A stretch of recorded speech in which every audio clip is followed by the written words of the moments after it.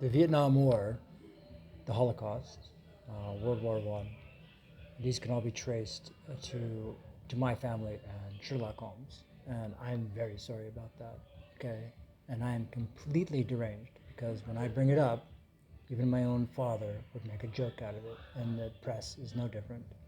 Um, and growing up with your father, especially your biological father, in America, is a curse of all curses, unless if you are very Jewish.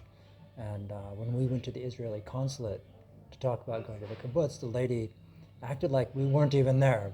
My mom and dad are in the office, and they're expecting me to give some spastic salute or something. I didn't have a clue. So I didn't go there because I thought that they completely didn't care about me at all. Because we were right there in the office, there to talk about it, and she just gives us a picture of a parachute in the desert, like, oh, good luck with that plane crash, basically. It's all I can make out of that's the kibbutz brochure. It's a picture of a parachute in the desert, okay? Like maybe they give you prescription pills there, right? That doesn't register with my family. I grew up in an American healthcare family, and prescription pills, no, okay?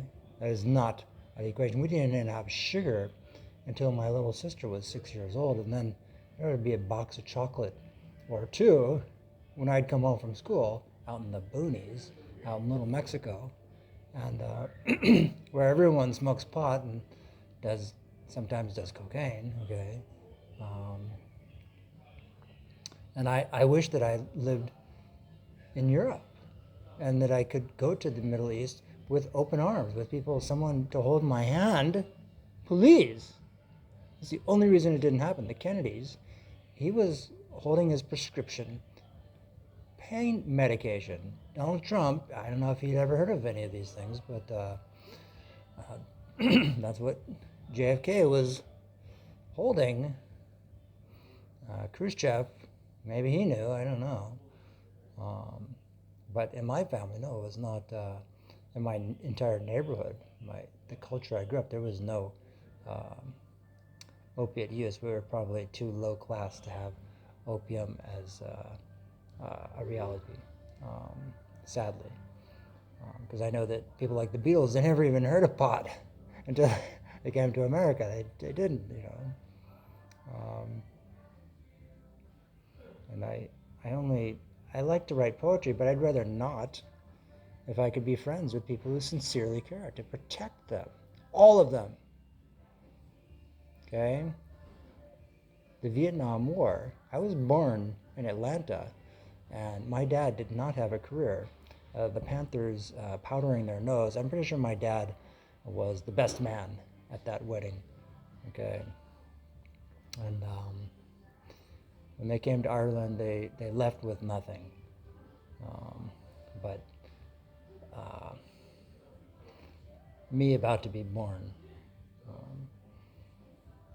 the Moriarty tribunal is the same sort of empty feeling. Just a never-ending scam. And that's why the whole world suffers. Okay? I went to Hawaii when I was 13 years old, and nothing good happened. There might have been romance, but the competition was impossible. Someone like Kurt Cobain is the left-handed guy with the little sister. That's a curse. Jimi Hendrix knew his biological father very well. That's a curse. Okay, that is positively the case. You do the statistical analysis, and you have the excuse for every war that's ever happened. You know, I'm the scientist who's trying to solve that, but everyone's against me. They're mocking me. Every famous person there is standing up to say, oh yeah, we know what's going on, but we just don't care. I wish you guys would, okay, because I want to sign a lifetime contract, and people in the media are going, oh, we'll derail that. We'll create the most miserable conditions there could possibly be. It's elementary, my dear. That's what coke heads do. Okay, once in a blue moon, just like going to the dentist, magic. Okay, but it becomes a thing. Like the Vietnam War was a thing that black people suffered from because they didn't have the promised land. My family was going down to Florida, like the Kennedys, um, and so many others, and didn't have the proper career. And those are matching bridge ends to the promised land, which I came to Europe by myself out of sheer desperation, knowing that in America there was nothing but excuses. And the police, George Washington, okay, he experienced that to the extreme, stuck on a plantation where slavery was the reality.